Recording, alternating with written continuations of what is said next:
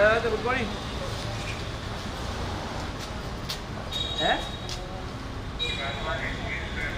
මම දුලන් Senadheera civil ක්‍රියාකාරික civil මාධ්‍යවේදී.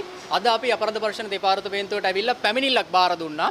මේ අනුරාධපුර ප්‍රධානතම පූජනීය ස්ථානයේ වෙච්ච රුවන්වැලි සෑ පුදුබිමේදී 2020 අවුරුද්දේ අලුත් අඩියා කටයුත්ත සිද්ධ කරනවා. මේකට ප්‍රධානතම මුල වෙන්නේ එවකට හිටපු අටමස්ථානාධිපති පල්ලේගම සිරිනිවාස සහ අනුරාධපුර රුවන්වැලි සෑයේ විහාරාධිපතිව හිටපු පල්ලේගම හේමරතන කියන දෙදෙනා. එතකොට මේ අලුත් ඇඩියා කටයුත්ත කරද්දී අපි දන්නවා සමාජයේ තනින් තන කතා ගියා මේ රුවන්වැලි සෑය චූඩාමාණික්‍ය මාරු කරන කතාවක්. එතකොට මේක අලුත් චූඩාමාණික්‍යයක් ප්‍රදර්ශනය කරා ජනතාවට.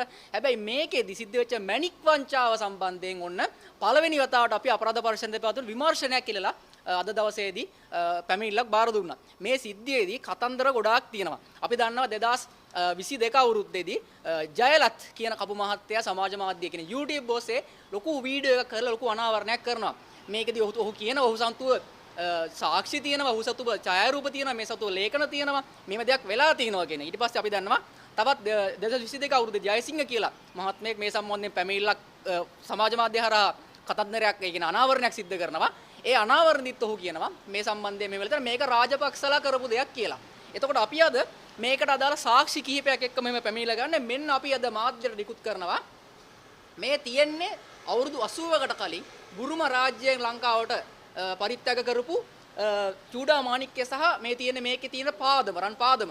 එතකොට මේ රන් පාදම තමයි අවුරුදු 80කට කලින් සමාජ මේ ලංකාවට බුරුම රාජ්‍යයෙන් ප්‍රදානය කරේ. ඒක තමයි ඔය පළුදු වෙලා කියලා අපි දැන් මේ වෙද්දි සලපතල මළුවේ කියන රුවන්වැලි භූමියේ කාමරයක මේවා කරලා තියෙන ප්‍රදර්ශනයට. එතකොට මේ තියෙන මේකේ අපි පැහැදිලිව කියනවා S2කට පේන වෙනස්කම්. මෙන්න මේ රත්තරන් කොටස් දෙක කොවද?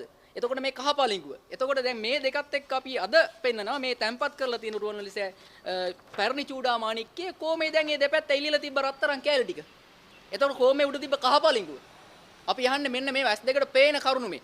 එතකොට මෙන්න මේ කාරණා එක්ක අපි දන්නවා අපරාධ පරීක්ෂණ දෙපාර්තමේන්තුව එවකට හිටපු අධ්‍යක්ෂක ප්‍රසාද් රණසිංහ කියන පුද්ගලයා අති දූෂිත පුද්ගලයෙක්.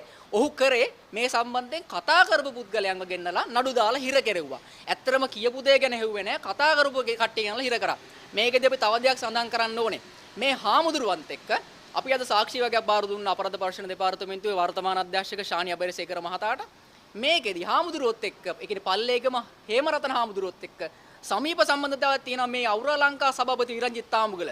මොකද ඔහු YouTube සාකච්ඡාවක මගේ හෙළිදරව් කිරීම අනුව ඔහු පිළිගන්නවා.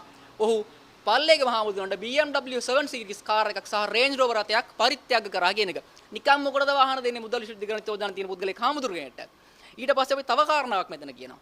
2021 අවුරුද්දේ සමහරට 2020 අවුරුද්දේ අවුරා ලංකා සමාගමේ සභාපති විරංජිත් තාමුගල සමාජ මාධ්‍ය හරහා ප්‍රචාරණය කරනවා මේ රුවන්වැලි සෑයේ හුණුපිරියම් කිරීම කරේ ඔහුගේ සමාගම යටතේ කියලා. හැබැයි අපි දන්නවා අපි පිළිදෙන්නත් කලින් ඉඳලම මේ උතුම් කටයුත්ත කරන්නේ ශාන්ති පදනම අනුග්‍රහයෙන්. එතකොට ශාන්ති පදනම අනුග්‍රහයෙන් කරු මේ රජයේ පොදු උරුමයක් අපේ බෞද්ධ ජනතාවගේ උරුමයක්.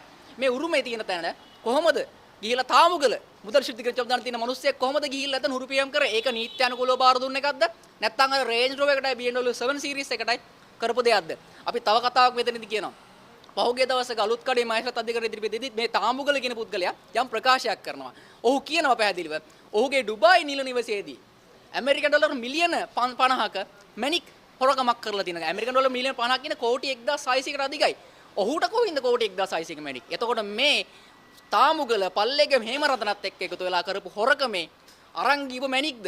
මේ ගැන තමයි අපිට ප්‍රශ්න කරන්න තියෙන්නේ. මේ සම්බන්ධයෙන් කතන්දර කතා බහ ගොඩක් සමාජ මාධ්‍ය හරහා නිකුතුණා.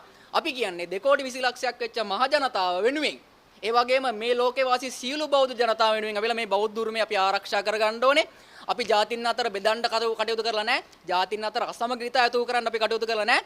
හැමෝම වඳින බුදු දනක් මහ ජනතාව වෙනුවෙන් ඇවිල්ලා මේ විදිහට පොදුවේ මේ පැමිණිලි කරනවා. අපි ඉල්ලා සිටින අනුකුමාර දිසාන ජනපතිතුමාගෙන් ඔබතුමාත් අනුරාධපුරයේ කෙනෙක් අපි කතාවට කියන රම්බණ්ඩගේ කොල්ල අනුරාධපුරේ තබුත්තේම කියලා. ඔබතුමාට පුළුවන් මේ සම්බන්ධයෙන් අපක්ෂපාතී විමර්ශනයක් කරන්න මේ ගැන හොයන්න. මොකද මේ වෙද්දී දූෂණ චෝදනා ලැබලා තියෙන පල්ලේගම මේ රතන ඔය රුවන්වැලි සෑ පුදුමෙට වෙලා කරපු තවත් චෝදනා ගැන අපි අද පැමිණිල්ලේදී බාර දීලා ඉවරයි. එහෙනම් ඉදිරියේදී ගොඩක් දේවල් ලැබෙවි අපි බලමු. තාමුගල මහින්ද රාජපක්ෂ බැසිල් රාජපක්ෂ සහ මේ පල්ලේගම හේමරතන එකතු වෙලා කරපු මැණික් වංචාව සුළුමුල බොහෝම නුදුරේදී රටට එළි වීඩියෝ නිමිතයි. බොහොම ස්තුතියි. ඒක අවුරුදු කිහිපයක් තිස්සේ මේ ගැන සමාජ කතා බහ ගියා. හැබැයි මේක එලිකරු මම අර කලින් කිව්වා ජයලත් කියන කවු මහත්තයා, ඒ වගේම ජයසිංහ කියන පුද්ගලයා මෙයාලා සමාජ මාධ්‍ය හරහා මේක අනාවරණය කරා සාක්ෂි සහිත ඔහු ගාව ලේඛන තියෙනවා මේ සම්බන්ධයෙන් පැහැදිලිව. දැන් අපි ගාව හඬපටයක් තියෙනවා පල්ලේක හිමරතන හමුදුරුව පැහැදිලිව කියනවා මේ සම්බන්ධයෙන් විදේශගත ආයතනයකින් විමර්ශනය කරන්න ඕන කියලා. හැබැයි කරේ නැත්te විමර්ශන ඔවුන්ගේ ආණ්ඩුව යටතේ මේ දූෂිත රාජ්‍ය හැන්ඩල් කරේ දූෂිතයෝ. ඉතින් මේ වගේ දෙයක් හොයදී කියලා හිතනවද? ඒකයි අද පළවෙනි වෙලාවට අපි එළ පැමිණිල්ල කරේ. හොරාගම්මගෙන් පේන ඇහුවේ මෙච්චර කල්.